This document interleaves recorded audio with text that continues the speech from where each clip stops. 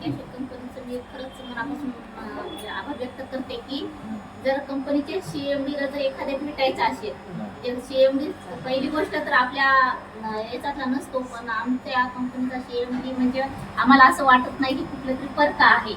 म्हणजे आम्ही एक मन मिळवपणानं कुठली खंत असेल किंवा सुख समाधान असेल तर व्यक्त करतो आणि ते सहज उपलब्ध होतं. आणि दुसऱ्या एक हा बदल आहे. आणि दुसऱ्या कंपनीमध्ये आणि आमच्या कंपनीमध्ये दुसरा एक बदल आहे म्हणजे जे प्रोडक्ट कंपनीला लॉन्च केलेले असते त्याच्यामध्ये कुठलाही बदल होत नाही, तेच प्रोडक्ट राहते. आपल्या कंपनीमध्ये म्हणजे आपल्या घर संसारामध्ये सकाळपासून रात्रीपर्यंत जे प्रोडक्ट लागतात ते पूर्ण उपलब्ध करण्याची आम्ही आमच्या सीएमडी सरांनी घेतलेली आहे, ती एक आहे.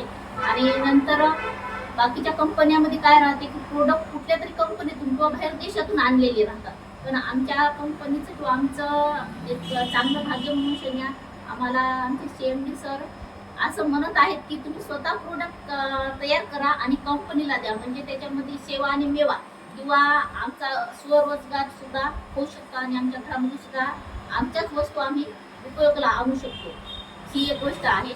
आणि दुसरं म्हणजे ज्या कंपनीमध्ये जे तयार केलेले प्रोडक्ट आहेत तर ते स्वतः सीएमडी म्हणजे हे प्रोडक्ट आहे आणि हे प्रोडक्ट घ्यावंच लागते असा विचार न करता ते प्रोडक्ट लॉन्च केलेलं आहे आणि खरंच प्रोडक्ट योग्य आहे का ते कोर कमिटीला न विचारता किंवा कोर कमिटीची सहमती झाल्याशिवाय लॉन्च करत नाही.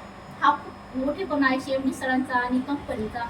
आणि दुसरं म्हणजे आमचा जाण्या येण्याचा भत्ता जे आहे किंवा मीटिंगमध्ये एंट्री जी राहते कंपनीमध्ये कुठल्याही बाकीच्या कंपनीमध्ये आमच्या कंपनीचे सोडून म्हणजे एंट्री करण्यासाठी 1500 किंवा येणं जाणं जे राहते स्वखर्चातून राहते. तर आमच्या कंपनीमध्ये ये जाण्या करण्यासाठी भत्ता आहे आणि कंपनीची मीटिंगमध्ये जे फीस लावली राहते ती फीस आमच्या कंपनीमध्ये नाही, निःशुल्क एंट्री आहे.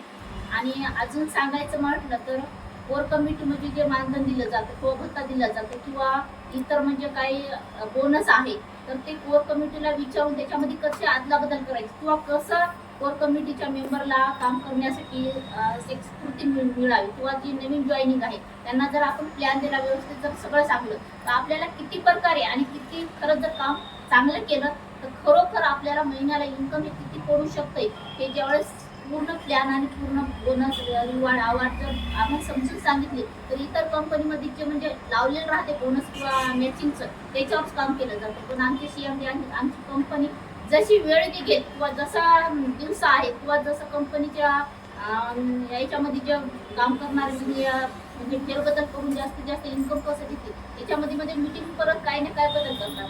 नंतर बाकीच्या कंपन्यामध्ये रिवॉर्ड वगैरे म्हणजे मोठी मोठी ॲक्सिडेंट झाल्यानंतरच राहतात. आमच्या कंपनीमध्ये साधा एखादा प्रोडक्ट विषयी व्हिडिओ जरी केला तर त्याच्यावर बक्षीस लावलं जाते किंवा एखाद्या व्यक्तीने एखाद्या यानं जर चांगलं काम केलं तर त्याच्यावर सुद्धा बक्षीस लावले जाते. म्हणजे एक नवीन चेतना मिळणारी गोष्ट आहे आणि यासाठी अनेक बदल आमचे सीएमडी स्वतः आणि आमची कंपनी स्वतः.